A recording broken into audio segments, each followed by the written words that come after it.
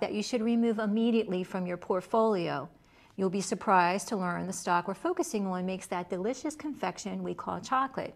Now, don't get me wrong, we have nothing against the brown stuff. We love chocolate as much as the next person. In fact, did you know the average American eats 10 to 12 pounds of chocolate a year compared to the Swiss who manage to eat 21 pounds a year? But at Stockbusters, what we absolutely hate is a company that, while on the surface looks like a good investment, is actually a disaster to your portfolio.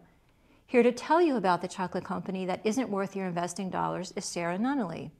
Sarah is the senior editor of Material Profits and senior analyst for Wildcatter.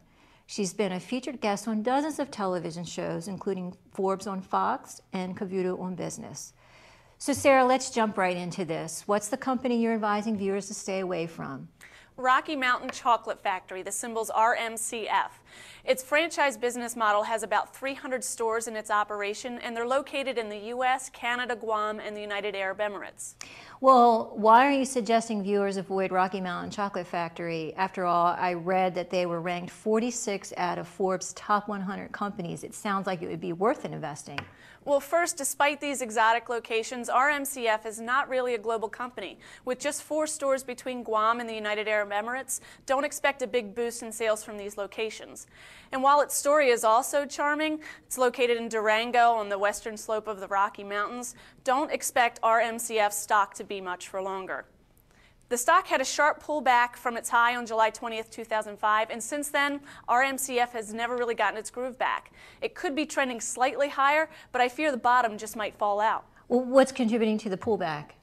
Well, leading up to the pullback, RMCF had been performing superbly. And then on July 12, 2005, they announced a 27% increase in first quarter earnings. The company had a strong spike in volume and money flowing into the stock, but at the time, the company wasn't strong enough to sustain that type of influx.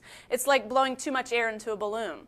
So RMCF eventually topped out at about $25.45 and collapsed all the way back down to $11.67. And since then, the stock has not been able to get above $15.50. But Sarah, I just read that the company reported record revenues and earnings for the third quarter of 2006. Certainly that would suggest this company is on an upward swing, right?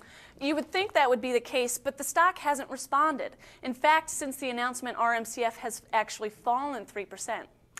I also saw that the company announced it's going to open 6 to 8 stores in January and February. That would bring the number of new store openings between 38 and 40. Now, that doesn't sound like a company in trouble to me.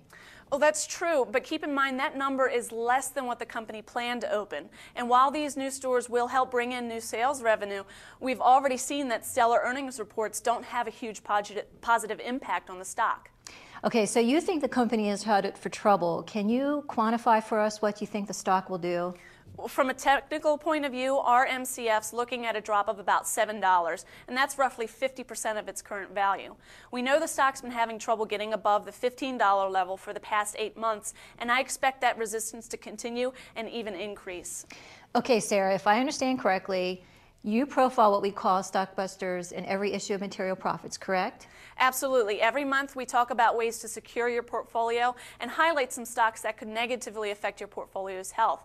Not only are we warning readers about companies with strong downside tendencies, we're also reminding investors to truly examine their holdings and get involved on a monthly basis. So bottom line, Rocky Mountain Chocolate Factory is... The downside risk far outweighs the upside potential at this point, and we could see a 50% drop in value. That's just not worth the risk. Okay, well, thank you very much for the information, Sarah. I hate to tell you this, but don't expect the company to send you a box of chocolates anytime soon. Okay. So there it is, folks. Sarah says stay away from Rocky Mountain Chocolate Factory. If you'd like to see the other stocks Sarah suggests are also Stockbusters, then please feel free to join Material Profits. You'll see a sign of information at taipanfinancialnews.com. Have a great week. Thank you for watching Stockbusters.